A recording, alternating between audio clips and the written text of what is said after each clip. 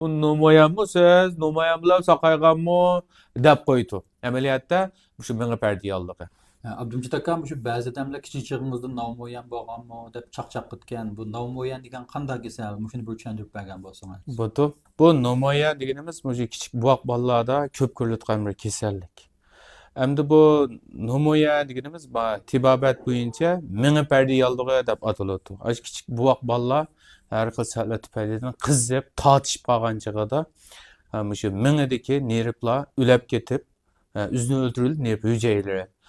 Şunun bilan bu kasallik kelib chiqadi. Endi bu nomoyan deganda endi ba'zanlar palaj ulab qoladi buningda. Ba'zanlar sarangday ulab qoladi. Ba'zanlarningki shu harakati to'sqinlik uchraydi. Ba'zanlarningki putqoli shunda ishlamayotgan lekin normal harakat qila oladiganlarmi bor. Endi har xil yangi uchraydi. Sababini nima uchun bu nomoyan ulab qolgan bolalar cho'g'gan chog'da bularning alomatlari har xil o'tadi degan chig'imizda shu bola o'zi bu vaqtchig'ida qizigandan keyin tortishib qoldi bola degan. Tortishgandan keyin mingida biz Uyg'ur tibobida 39 rayonga bo'lamiz.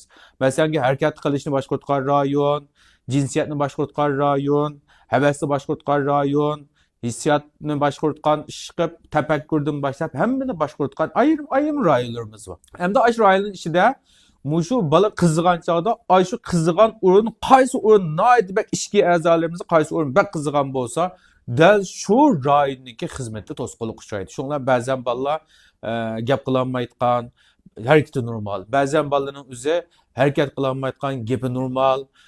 Ba'zan bolalar harakati normal bo'lgan bilan cho'ng kichik hayotini tutolmayotgan bundalarni shakllanadi. Bu dal shu vaqtda kichik bolalar shu qizib tortishib qolgan chig'ida Muşu mingninki 39 tane bizning tibobat bo'yicha aragan rayonninki qaysi rayon ig'ir zaxmlangan bo'lsa, shu rayonni boshqargan nervlarninki harakati to'sqinlik uchraydi.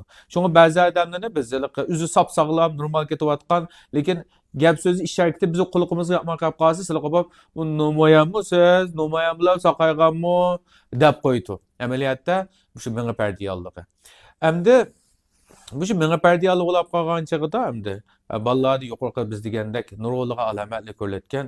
Agar sizning buvuqingizda shunday qizib tortishib qilish ehtimoli bo'lgan bo'lsa, darhol doktorxonaga olib boring. Hargiz uyda men lungi chaplaytdim, spirt chachatdim, tovuzu gitdim, sutimni emgizatdim degan gapni o'ylashmay, yaqin atrofdagi doktorxonalarga olib boringlar. U yerdami bulanmay qolib qolsa, amal bor, cho'ng doktorxonalarga muntazam sharoiti to'liq bo'lgan doktorxonalarga olib borib, bolaninki ikkinchi navbat tortishib qilishning oldini olinglar. Endi bu shu mingi parda yollig'ininki paydo bo'lib qolishdi hamdi bizningki o'zimizning men o'zimning bilgini deb bersam tozalik bak muhim.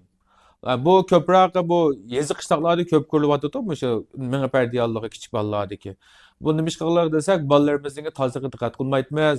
Bolalarimiz imlaklab mingib axlat chava yemto, uniga chatqimiz bo'lmaydi. Hatto ba'zan bolalar etizaqda minglar yeb, hayvonlarning gandisini yeydi. Gandisi g'izg'i soati bu kichik bolalar bu gendining ichidan shu menga pardiyalligini keltirib chiqarib qo'ygan nurg'unliq viruslar bor. Mujini ayda yap qilishdi sababidan ma kelib chiqadi. Shunga ota-onalar farzandlik buvoqlaringlarninki tozaliqiga bak diqqat qilsanglar, xalan qutung binasi ig'izga silvas har zaman har vaqt bunga diqqat qilib tursanglar. Ikkinchi birisi bolada qizib qilish, yuqori qizitma ahvoli yo'qolsa darhol doktorxonaga opirsa, tortishib qolib qolsa, cho'qim doktorxonaga vaqtida opirib, yerlik usul bilan qo'lim qo'shnining anlagan qilib baqqan ishlar bo'yicha ish qilib yurmay, cho'qim doktorxonaga opirib, bolaninki umrlik meyib bo'lib qolishning oldini olishinglarni chin ko'ngildan umid qilib